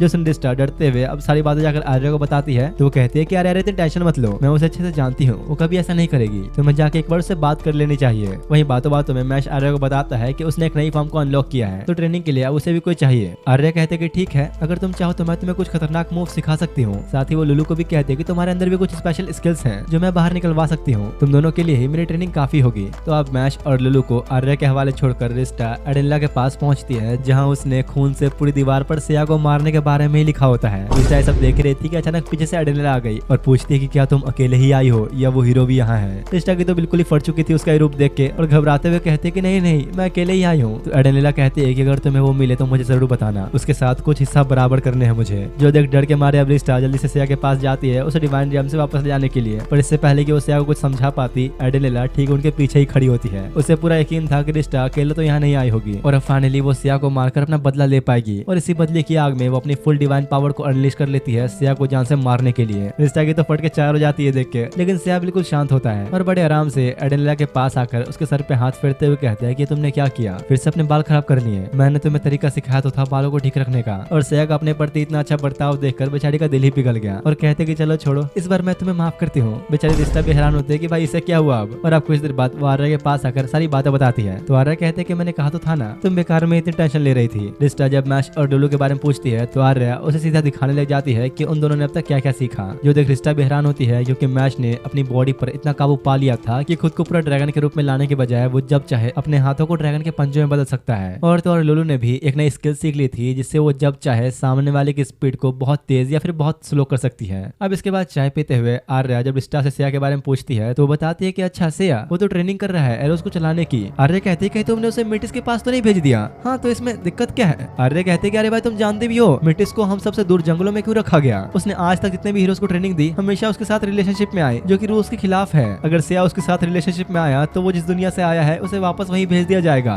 जो सुन रिस्टा की इतनी फट गई होती है कि तूफान की तेजी से भागते हुए सिया के पास पहुंचती है, लेकिन वो तो यहाँ बिल्कुल शांत खड़ा पेड़ की तरफ देख रहा होता है जहाँ माइटिस ने बिना कपड़ों के खुद को बांधकर उल्टा लटका रखा होता है और सिया से कहती है कि यह है तुम्हारा फाइनल टेस्ट, अगर तुमने इसे पास कर लिया तो जो तुम चाहोगे मैं वो करूंगी। यहाँ सिया को उन पेड़ की जड़ों पर निशान लगाना था जिससे माइटिस लटकी हुई थी, लेकिन वो तो उल्टा उसकी बेइज्जती करते हुए सीधा उसके सर के अंदर ही एरो घुसा देता है। रिस्टा डर जाती है कि भाई इसने ये क्या कर दिया। माइटिस गुस्से में कहती है कि आज तक किसी ने मेरी ऐसी बेइज्जती नहीं की, तुम पहले हो और शायद आखिरी भी। और तभी वो सिया की तरफ उसे मारने बढ़ने लगती है कि वहीं वो उसके आंखों और मुंह पर एरोज मार देता है। माइटिस कहती है कि तुम भूल तो नहीं गए, हम गॉड्स मर नहीं सकते। और मैश की तरफ देखते हुए कहते हैं कि हाँ ये भी बुरा नहीं है, लेकिन अब इससे पहले कि वो मैश के साथ कुछ करती सिया अपनी 5 एरो वाली स्किल को यूज करता है, वो भी पूरी एक्यूरेसी के साथ, जो कि किसी नॉर्मल ह्यूमन के लिए करना इम्पॉसिबल था। माइटिस कहती है कि मैं तो तुम्हारे साथ मजे करना चाहती थी, पर लगता है कि अब तुमने वो मौका गवा दिया। और अब क्योंकि माइटिस को हराने के बाद सिया ने अपनी स्किल को पूरी तरह मास्टर कर लिया था, तो अब वो वापस उस वर्ल्ड में जाने के लिए रेडी होता है। और जैसे ही अब वो लोग पोर्टल ओपन करके पहुंचते हैं तो शायद उन्हें काफी देर हो चुकी थी। कार्लोस बताता है कि रोजेलिया अकेले ही कुछ सोल्जर्स के साथ उन बियलबब्स के इलाके में जा चुकी है, जिसका अंदाजा सिया को पहले से था कि जरूर ऐसा ही करेगी। तो जब अब वो लोग उस पेड़ को ऊपर से देखने की कोशिश करते हैं जहाँ वो बियलबब्स थे, तो रोजेलिया वहीं ऊपर जाने में लगी थी। सिया अब मैश और बाकियों को लेकर छुपकर उन्हें देख रहा होता है और जैसे ही उन बियलबब्स का लीडर सामने आया, सिया उस पर हमला करने ही वाला होता है कि तभी कुछ सोल्जर्स अचानक ही वहां पहुंच जाते हैं जो रोजेलिया के साथ नहीं गए थे और सिया के आने के इंतजार में थे। वो लोग एक्साइटमेंट में सिया की तारीफ करते हुए और तेज तेज बोलने लगते हैं, जो देख रिस्टा सोचते हैं कि पता नहीं अब क्या होगा, इनकी आवाज सुन के कहीं वो सब यहाँ ना आ जाएं। दूसरी तरफ यहाँ पेड़ पर रोजेलिया अपने पागलपन में आकर चिल्लाते हुए सीधा उन बियलबब्स के लीडर को ही चैलेंज कर देती है, जो देखा वो सीधा उसे बड़े आराम से उठा के ले जाता है। सिया समझ गया था कि अब उनका ये प्लान काम नहीं करेगा, इसलिए रिस्टा को अब खुद उनके लीडर के पास जाने के लिए बोलता है रोजेलिया को छुड़वाने के लिए। तो बेचारी भी अब क्या ही करती। सिया के कहे अनुसार वो उसके पास जाके रोजेलिया को छोड़ने के लिए बोलती है, जो देख वो लीडर भी समझ गया था कि जरूर ये एक गॉडेस है और अगर एक गॉडेस यहाँ है तो हीरो भी आसपास ही होगा। तो वो अब सिया को सामने लाने के लिए रोजेलिया को गिराने वाला होता है कि तभी वो पूछती है कि क्या उसने अपनी ट्रेनिंग खत्म कर ली। जो सुनते ही वो लीडर समझ जाता है कि जरूर सिया उस पर छुप के वार करेगा, तो अब अपनी पूरी स्पीड में और ज्यादा ऊपर जाने लगता है ताकि उसके हमलों से बच सके। उसका प्लान था रोजेलिया को इस ऊंचाई से नीचे फेंकना ताकि सिया के सामने ही उसके टुकड़े टुकड़े हो जाए, लेकिन इससे पहले कि वो ऐसा करता एक एरो बिल्कुल उसके बगल से गुजरता है, जिसे बचने के चक्कर में रोजेलिया उसके हाथों से छूट गई और स्टप कर लेती है। और यहाँ पर हमें ये बात पता लगती है कि इन बियलबब्स का लीडर असल में डीमन किंग आर्मी के 4 हेवनली किंग्स में से एक है। उसे अपनी स्पीड पर इतना यकीन था कि सिया से कहता है कि तुम चाहे जितने भी एरो से हमला कर लो, मैं अपनी जगह से नहीं हिलूंगा। सिया अब माइटिस का सबसे खतरनाक मूव यूज करते हुए एक साथ 7 एरो से अटैक करता है, लेकिन उससे भी उसने किसी तरह डॉज कर लिया था। जो देख रिस्टा भी डर गई होती है कि अगर ये इससे नहीं मरा तो और कैसे मरेगा। साथ ही साथ सिया उस पे हमला करके खुद को सामने भी ला चुका था। जो देखो बियलबब जैसे उसके पास जाने लगा, अचानक उसके पेट में एक बड़ा सा होल हो चुका था और तभी एक चमकती हुई बर्ड सामने आती है। असल में हुआ ये कि सिया ने जिन एरोस को उसकी तरफ फेंका था वो उसके के बनाए मैजिकल बर्ड्स में बदल गए थे और इससे पहले कि वो लीडर कुछ समझ पाता, एक फायर ब्लास्ट के साथ उसका खेल वहीं खत्म हो गया होता है। जिसके बाद सबके नीचे उतरने पर रोजेले कहते हैं कि यार तुम तो पीठ पीछे लड़े,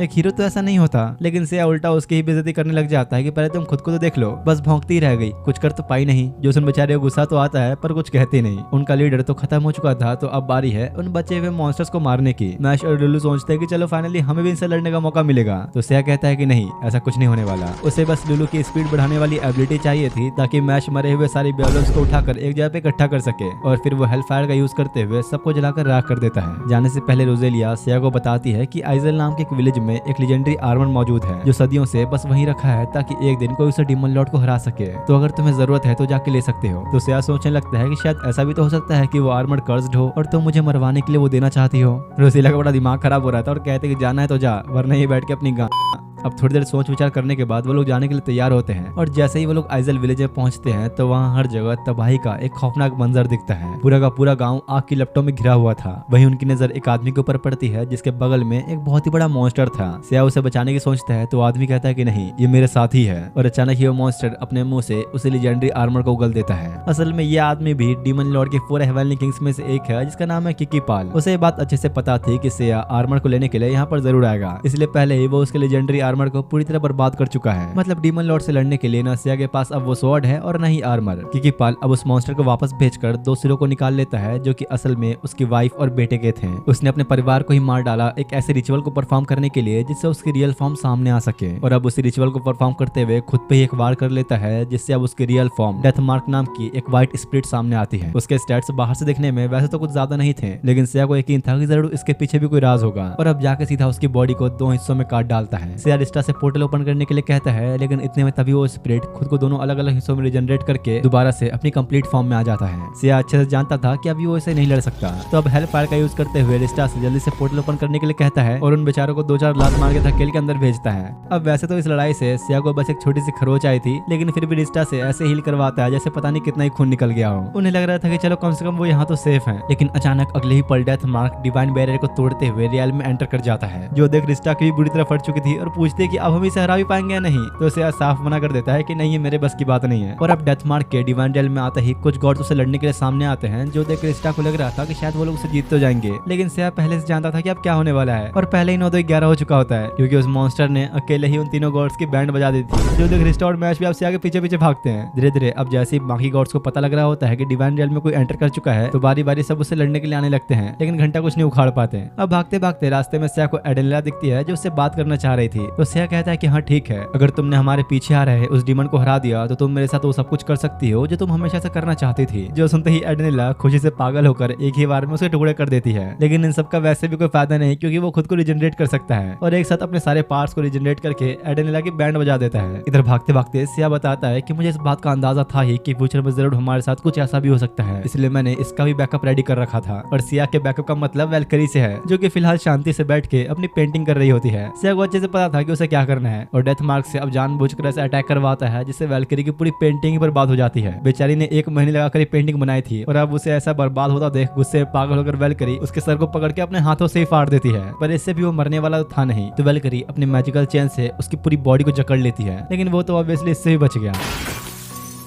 जो देख एक्साइटमेंट में वेलकरी जोर जोर से हंसने लगती है और आसमान की तरफ देखते हुए जोर से चिल्लाकर अपने डिवाइन पावर को अनलीश करती है, जिससे अब उसकी पावर्स अपने मैक्सिमम तक पहुंच चुकी थी। और अब वेलकरी अपने सबसे खतरनाक अटैक गेट ऑफ वेलहेला का यूज करते हुए डेथ मार्क को उस गेट के अंदर ट्रैप कर लेती है। इस अटैक को यूज करने के बाद वेलकरी की पूरी बॉडी से बहुत तेजी से खून निकलना शुरू हो गया होता है, क्योंकि असल में बात यह है कि जो भी गेट ऑफ वेलहेला का यूज करता है तो बदले में उसे खुद को कुर्बान करना पड़ता है। अब नॉर्मल सी बात है कि वेलकरी एक गॉड है तो वो मरेगी नहीं, लेकिन अगर किसी इंसान ने इस टेक्निक का यूज किया तो तुरंत ही मारा जाएगा। लेकिन तभी अचानक से इससे अरिस्टा को एक लात मार के दूर फेंकता है और वेलकरी से अब खुद को ट्रेन करने के लिए कहता है, लेकिन वो इस बारे में मना कर देती है। तो सिया उसे धमकाते हुए उसे गले के ऊपर ही तलवार रख देता है कि तुम्हें मुझे सिखाना ही होगा। वेलकरी अब चाहती तो नहीं थी, लेकिन उसने ये भी देखा है कि सिया काफी तेजी से अपनी प्रोग्रेस कर रहा है, तो इसलिए अब गेट ऑफ वेलहेला को छोड़कर वो उसे अपनी हर टेक्निक सिखाने के लिए मान जाती है। जिसके बाद मैश और लुलू आर्य के पास जाने के लिए निकल गए होते हैं और तब सिया अरिस्टा को लेजेंडरी आर्मर का एक छोटा सा टुकड़ा दिखाता है जो उसने उस विलेज से निकलने से पहले उठा लिया था, और अब उसे अरिस्टा के बालों के साथ मर्ज करके एक स्वॉर्ड स्वॉर्ड में तैयार कर देता है, एक ऐसी स्वॉर्ड जो कभी भी डिस्ट्रॉय नहीं हो सकती।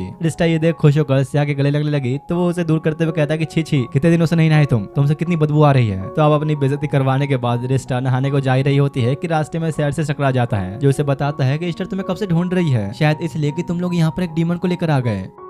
लेकिन असल में बात कुछ और ही थी। ईस्टर बताती है कि डीमन लॉर्ड ने रोजेलिया के टाउन में हजारों की संख्या में डीमंस को भेज दिया है, इसलिए रिस्टा और सिया को जल्दी वहां पहुंचना होगा। लेकिन जाने से पहले ईस्टर उसे नहाने को कहती है क्योंकि उसमें से कुछ ज्यादा बदबू आ रही थी। तो अब सिया और ईस्टर दोनों से अपनी बेइज्जती करवाने के बाद वो पूरी रात बैठकर इतना नहाई कि उसका पूरा शरीर लाल पड़ चुका था। जिसके बाद अगली सुबह रिस्टा आर्या के पास मैश और डुलू को लेने आई होती है, जो कि अपनी पावर्स को मास्टर कर चुके थे। मैश ने खुद को पूरी तरह से एक ड्रैगन के अंदर बदलना सीख लिया था और साथ ही लुलू भी कुछ नए नए तरह के मैजिक टेक्निक सीख गई। तो अब उन दोनों को लेने के बाद रिस्टा सिया के पास पहुंचती है, जहां वेलकरी के साथ उसकी तो कुछ अलग ही ट्रेनिंग चल रही थी। क्या हो रहा है भाई यहाँ पे?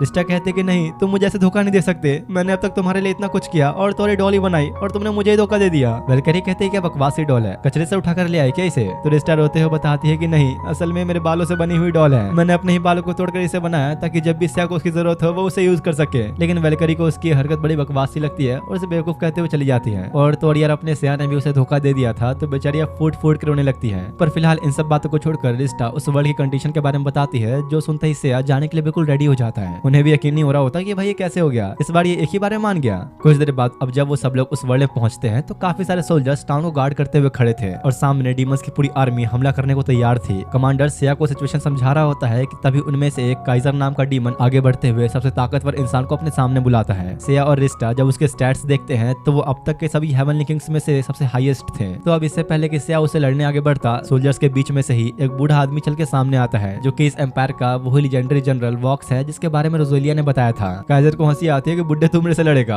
अपनी उम्र तो देख ले पहले। लेकिन इससे पहले कि अब वो अपना एक कदम भी आगे बढ़ा था, जनरल कुछ स्लैशेस के अंदर ही उसे टुकड़ों में काट डालता है। सिर्फ पलक झपकते ही उसने इतना हाई लेवल डीमन को वहीं मार गिराया। लेकिन वो इतने में भी नहीं रुकता और अपनी स्वॉर्ड का साइज 10 गुना बढ़ाकर एक ही बार में सारे के सारे डीमंस को धूल में बदल देता है। रिस्टा और बाकी सब ये देख पूरी तरह हैरान होते हैं और उसकी तारीफ करते हुए जाके पूछती है कि अगर आपके पास इतनी ताकत है तो आप डीमन लॉर्ड को हराने में हमारी मदद क्यों नहीं करते? अब वॉक्स इसका जवाब दे पाता कि तभी एक तेज रोशनी के चमकते के साथ ही वो एक छोटे से बच्चे के रूप में बदल जाता है, यहाँ तक कि उसने अपना पैंट भी गीला कर दिया था। तो प्रीस्ट अब उसका डायपर बदल रहा होता है। इतने में रोजेलिया भी वहाँ पहुंच गई थी और बताती है कि असल में उसके फादर को डीमन लॉर्ड ने कर्स दिया है, इसकी वजह से ही वो इतनी बेशुमार ताकत होने के बाद भी इस टाउन से बाहर नहीं जा सकते। और बाकी बातें रोजेलिया उन्हें बाद में बताने वाली है और अपने फादर को लेकर चली जाती है। तो अब रोजेलिया के कैसल जाने से पहले तब तक के लोग थोड़ा टाउन घूमने निकलते हैं, जहाँ चलते फिरते सिया को पास ही में एक दुकान दिखती है जिसमें कुछ हीलिंग हर्ब्स मिल रहे थे। दुकानदार बताता है कि इस हर्ब से तुम किसी भी तरह की चोट को हील कर सकते हो, फिर चाहे वो कितना भी गहरा क्यों ना हो। जो सुनते ही सिया सारे के सारे हर्ब्स खरीदने की सोचता है। तो रिस्टा कहते हैं कि भूल गए क्या, मेरे पास इससे भी अच्छी हीलिंग पावर्स हैं। दुकानदार कहता है कि भाई देख इसके बातों में मत आ, ये हर्ब्स उसकी हीलिंग मैजिक से भी ज्यादा अच्छी हैं। तभी वहीं बगल में से ही एक घायल सोल्जर गुजर रहा होता है, जिसे देखते ही रिस्टा और दुकानदार दोनों के बीच में ही एक कॉम्पिटिशन शुरू हो जाता है कि कौन इसे सबसे अच्छा हील कर पाएगा। और काफी देर तक लड़ने के बाद भी आखिर में रिस्टा हार ही जाती है।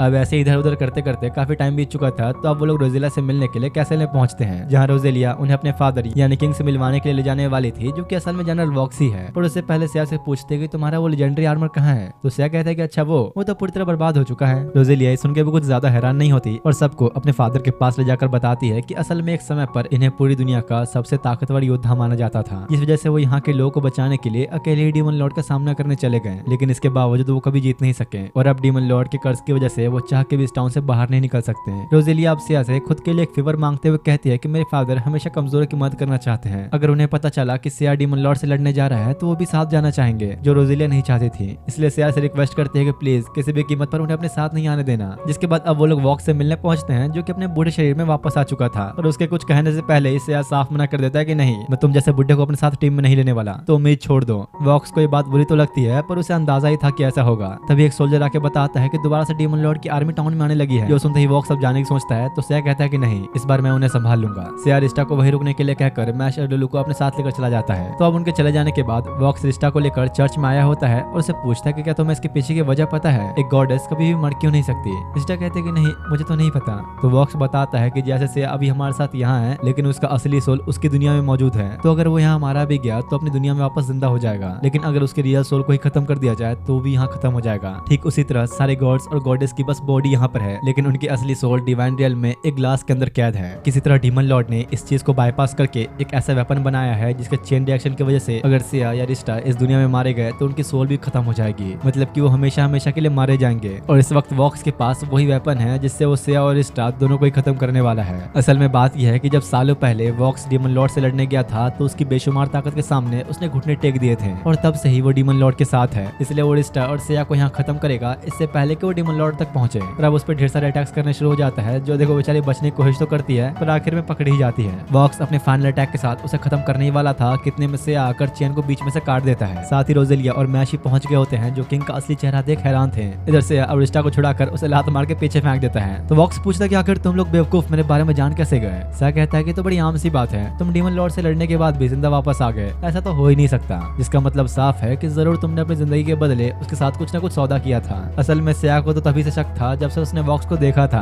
अब इससे पहले कि वो लोग लड़ते हैं, अचानक ही वॉक्स के मुंह से खून बाहर निकलने लगता है, जिसका मतलब कि उसका बूढ़ा शरीर उसके साथ छोड़ रहा था। तो अब उसे फर्क नहीं पड़ता कि जिंदा रहने के लिए उसे एक डीमन ही क्यों न बनना पड़े। और तभी डीमन लॉर्ड की वो दी हुई पिल निकाल के खा लेता है, जिससे उसका पूरा शरीर ट्रांसफॉर्म होकर 25 साल के एक जवान आदमी जैसा बन गया था। और अब वो अपनी ताकत को फुल पोटेंशियल पे यूज कर सकेगा। जो देख सिया भी अपने दोनों स्वॉर्ड्स को निकालकर लड़ने के लिए तैयार होता है और अब उनके बीच एक खतरनाक लड़ाई शुरू हो जाती है, जहां पहले तो दोनों ही एक दूसरे को टक्कर दे रहे थे, लेकिन फिर एकदम सही वॉक्स कुछ पावरफुल टेक्निक्स का यूज करते हुए सिया के स्वॉर्ड को ही उड़ा डालता है। सिया कहता है कि शायद अब मुझे सच में सीरियस होना पड़ेगा और अब अपने ऊपर के सारे बॉडी वेट्स को निकाल देता है, जो कि लिटरली 100 किलो से भी ज्यादा थे। वॉक्स कहता है कि अरे वाह, मैं सच में इंप्रेस हुआ, तुमने अब तक अपनी असली ताकत दिखाई नहीं। और लिटरली भाई उन सब वजन को हटाने के बाद सिया की स्पीड 10 गुना ज्यादा तेज हो चुकी थी, जिसे वॉक्स किसी तरह अभी मैच कर पा रहा होता है। ऐसी स्पीड देखकर तो रिस्टा की आंखें ही बाहर आ जाती हैं, क्योंकि वो भी देख नहीं पा रही कि कौन किसे मार रहा है। रोजेलिया हेल्प करने के लिए जाना तो चाहती थी, लेकिन इस वक्त ये साफ दिख रहा होता है कि सिया के अलावा कोई भी वॉक्स के सामने एक सेकंड भी टिक नहीं पाएगा। सिया अपनी दोनों ही स्वॉर्ड्स का यूज करते हुए फिनिक्स थ्रस्ट अटैक करने जाता है, लेकिन इससे पहले कि वो कर पाता वॉक्स उसके एक हाथ को काट ही डालता है। और इसके बस कुछ सेकंड्स बाद ही खुद वॉक्स के हाथ भी कट के गिर गए होते हैं, क्योंकि असल में सिया की एक टेक्निक है जो उसने वेल्केरी सीखी थी, जिसमें सिया को जितना डैमेज पहुंचेगा उतना ही उसके अपोनेंट को भी। वॉक्स के हाथ के साथ साथ उसकी स्वॉर्ड भी चली गई थी, तो मौका देखते ही सिया एक हाथ के साथ दोबारा से ही फिनिक्स थ्रस्ट का इस्तेमाल करता है, जिसे वॉक्स इस बार रोक नहीं पाता और उसका डिमोनिक फॉर्म भी जा चुका था।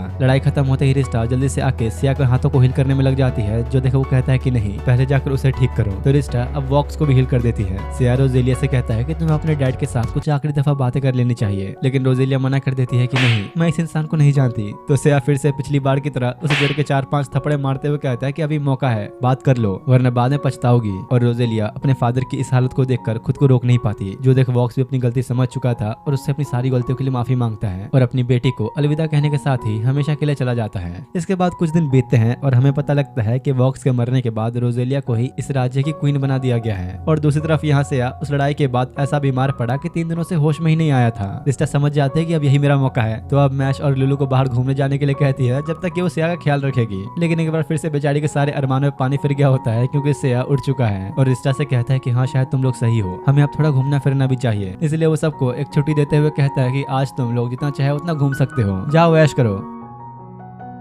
और अब उन सभी को टाउन में छोड़कर सिया अपने दूसरे प्लान को अंजाम देने निकल चुका होता है। मैश और लुलू घूमते फिरते सोच रहे होते हैं कि आज हमें छुट्टी मिली है तो हम जाए तो जाए कहाँ। रिस्टा कहती है कि देखो अगर तुम्हें मजे ही करने हैं तो मेरे साथ आओ, मैं कराती हूँ तुम्हें मजे। और अब उन दोनों को शॉपिंग कराने के लिए एक स्टोर में आती है, जहाँ रिस्टा अपने लिए कुछ कपड़े देख तो रही थी पर उसे कुछ खास पसंद नहीं आता। शॉप वाली लेडी कहती है कि अगर तुम्हें कुछ अलग ही देखना है तो मैं तुम्हें ट्राई करवा सकती हूँ। और इसके बाद तो भाई वो ऐसे ऐसे अजीब कपड़े दिखाते हैं कि मैं तुम्हें बता भी नहीं सकता। रिस्टा तो और उल्टा इमेजिन ही करने लगती है कि सिया के साथ इन कपड़ों को पहनकर वो कैसे मजे करेगी और खुशी से पागल होकर सब कुछ खरीद लेती है। अब बाहर आने के बाद रिस्टा कैसीनो में जाना चाहती थी, लेकिन वो सोचती कि चलो सिया को भी साथ ले लिया जाए। तो उसे बुलाने के लिए वो लोग वापस कैसल में आते हैं, जहाँ रिस्टा ऑलरेडी सारा प्लानिंग कर चुकी थी कि वो क्या क्या करेगी। शाम होने के बाद भी सिया वापस नहीं आया होता, तो वो लोग थोड़ा इंतजार करने की सोचते हैं और उन्हें इंतजार में बैठे बैठे 4 घंटे बीत जाते हैं, पर सिया अब तक लौटा नहीं। तो रिस्टा उसे ढूंढने के लिए बाहर आकर दुकानदारों से उसके बारे में पूछती है, पर किसी ने भी आज सिया को देखा ही नहीं था। रिस्टा हर किसी से पूछने की कोशिश करती है, पर कुछ भी पता नहीं चलता। तीनों ही ये सोचकर परेशान होने लगते हैं कि आखिर ये सिया चला कहाँ गया, वो हमारे बिना तो कभी कहीं नहीं जाता। और अब कुछ समझ न आने पर रिस्टा डिवाइन डेल में वापस जाती है ईस्टर से पूछने के लिए, लेकिन जैसे ही वो उसे ढूंढते हुए कमरे में पहुंची तो आर्या वहाँ खड़ी रो रही होती है। और अब उन तीनों को ईस्टर से मिलाने के लिए उस कमरे में ले जाती है जहाँ सभी गॉड्स की सोल को रखा गया था। रिस्टा के पूछने पर वो बताती है कि जब तुम लोग घूमने के लिए बाहर निकले तो सिया अकेले ही डीमन लॉर्ड से फाइट करने निकल गया था। रिस्टा कहते हैं कि ऐसा हो ही नहीं सकता, वो तो ऐसा इंसान है कि हर बैटल से पहले खुद को बार बार ट्रेन करता है, तो आखिर वो बिना किसी तैयारी के कैसे जा सकता है। तो ईस्टर अब उन्हें सिया के स्टैट्स दिखाती है, जो कि ऑलरेडी ऑलरेडी ही मैक्स लेवल पर पहुंच चुके थे। वो बताती है कि असल में ड्रैगन विलेज में जाने से पहले ही सिया अपनी मैक्स लेवल को रीच कर चुका था, लेकिन इसके बावजूद वो बार बार डिवाइन डुएल में आकर सभी गॉडेसेस की नई नई टेक्निक सीखने लगा ताकि डीमन लॉर्ड को हराने के लिए उसके पास एक पावरफुल मूव हो, और इसीलिए उसने वैल्किरी से गेट ऑफ वेलहेला टेक्निक को सीख लिया और अब डीमन लॉर्ड से लड़ने जा चुका है। मैश कहता है कि इसमें इतना चिंता करने वाली क्या बात है, सिया के पास तो डीमन लॉर्ड को खत्म करने वाली वो लेजेंडरी स्वॉर्ड है ना। क्रिस्टा बता देते हैं कि नहीं, लेजेंडरी स्वॉर्ड कभी थी ही नहीं, मतलब सिया के पास अब नहीं वो आर्मर है और नहीं स्वॉर्ड, तो गेट ऑफ वेलहेला टेक्निक को यूज करने के अलावा उसके पास और कोई भी रास्ता नहीं।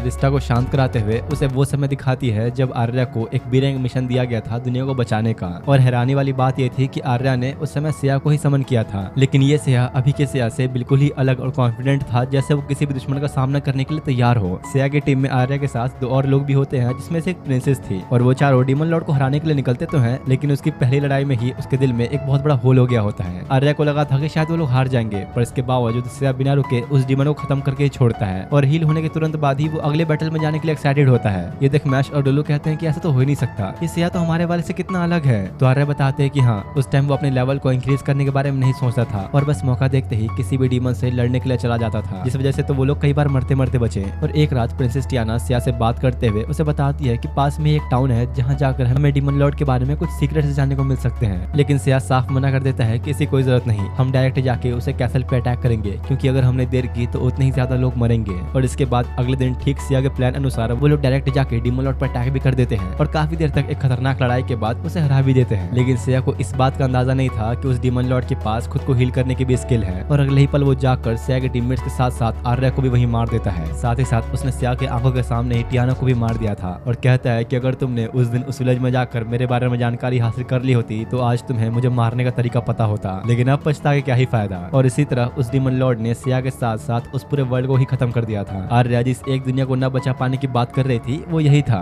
इसलिए उसे अब भी लगता है कि गलती उसकी ही है। और यहाँ पर यह भी पता लगता है कि उस वर्ल्ड में जो सिया के साथ प्रिंसेस टियाना नाम की लड़की थी वो और कोई नहीं बल्कि रिस्टा ही थी, जिसे अब एक गॉडेस बना दिया गया है। उसे जो एस रैंक मिशन मिला जिसके लिए उसने सिया को समन किया, ये कोई इत्तेफाक नहीं था, ये सब पहले से ही उनकी किस्मत में लिखा था। रिस्टा से ऐसा बहुत सहन नहीं होता और सिया के पास जाने के लिए आगे बढ़ती है, तो आर्या रोक देती है कि नहीं, डायरेक्ट डीमन लॉर्ड के कैसल में पोर्टल ओपन करना गॉड्स के रूल से खिलाफ है। पर इस वक्त रिस्टा को इस चीज से कोई फर्क नहीं पड़ता, वो हर सजा भुगतने को तैयार थी। मैश और लुलू भी साथ आना चाहते थे, तो अब वो तीनों ही सीधा डीमन लॉर्ड के कैसल में एंटर करते हैं, जहाँ उनकी नजर एकदम से सिया पे पड़ती है, जो ऑलरेडी ही डीमन लॉर्ड के साथ अपनी लड़ाई शुरू कर चुका था। और अब रिस्टा को आता देख सिया अपने फाइनल अटैक गेट ऑफ वेलहेला का यूज करके डीमन लॉर्ड को उसके अंदर कैद करने की कोशिश करता है। शुरू में तो उसे लगता है कि इससे बाहर निकलना कोई बड़ी बात नहीं है, पर जल्दी उसे समझ में आ गया कि ये कोई नॉर्मल ट्रैप नहीं है, और खुद को एक जायंट मॉन्स्टर में ट्रांसफॉर्म करते हुए बाहर आने की कोशिश करने लगता है, जिसका अंदाजा भी सिया को पहले से था ही, क्योंकि ये एक एस रैंक वर्ल्ड है, डीमन लॉर्ड को हराना इतना आसान तो नहीं होने वाला। सिया रिस्टा के बालों से बनी वो अनब्रेकेबल स्वॉर्ड निकालकर सीधा डीमन लॉर्ड के पेट के अंदर ही वार कर देता है, लेकिन क्योंकि ये कोई लेजेंडरी स्वॉर्ड नहीं थी तो उतना कुछ उसे खास असर नहीं होता, और सिया को ही मार के दूर फेंकता है, जिससे उसके मुंह से खून निकलना शुरू हो गया। लेकिन इसके बावजूद सिया बिना रुके अपनी वो छुपाई हुई स्वॉर्ड निकाल लेता है, जो उसने अब तक कभी किसी पे यूज नहीं की, और एकदम सही जाके उस पे लगातार हजारों स्लैशेस बरसा देता है। अब वैसे तो डीमन लॉर्ड को पूरा यकीन था कि उसे कुछ नहीं होने वाला, लेकिन फिर भी धीरे धीरे उसकी बॉडी से काफी सारा खून बहना शुरू हो चुका होता है, और मौका देखते ही सिया अपनी पूरी ताकत लगाकर सीधा स्वॉर्ड को उसके सर के अंदर ही आर पार कर देता है, और उसे पीछे की तरफ धकेलते हुए गेट ऑफ वेलहेला के अंदर हमेशा हमेशा के लिए कैद कर देता है।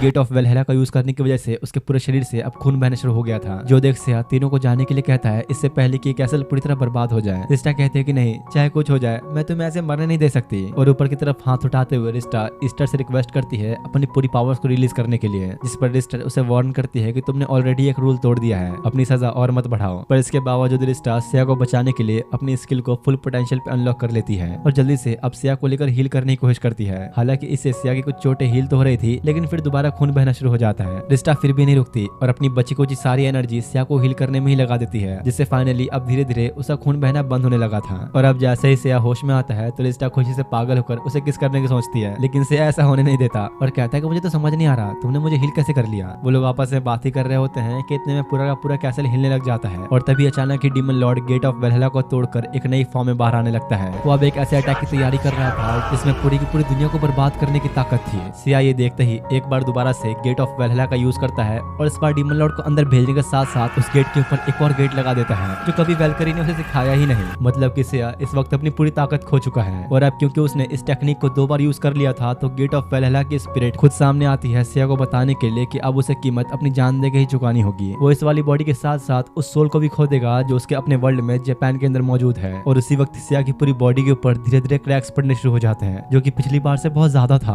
लिस्टा हील करने की चाहे जितने भी कोशिश करती कोई असर ही नहीं होता, और तभी किसी वजह से सिया को उस वक्त की मेमोरीज याद आने लगती हैं जब वो पिछली बार समन हुआ था। सिया को याद आ जाता है कि असल में लिस्टा ही प्रिंसेस टियाना थी और पहली बार उसका हर चीज के लिए शुक्रिया अदा करते हुए गले से लगा लेता है। साथ ही सिया मैश और लुलू से कहता है कि अब वैसे तो इस वर्ल्ड में कोई खतरनाक मॉन्स्टर नहीं बचा, लेकिन अभी कुछ मॉन्स्टर्स जिंदा बचे हैं जिन्हें अब मैं तुम दोनों पे छोड़ता हूँ। और लिस्टा को अलविदा कहते हुए सिया मारा जाता है, मतलब कि वो हमेशा हमेशा के लिए इस दुनिया से जा चुका है।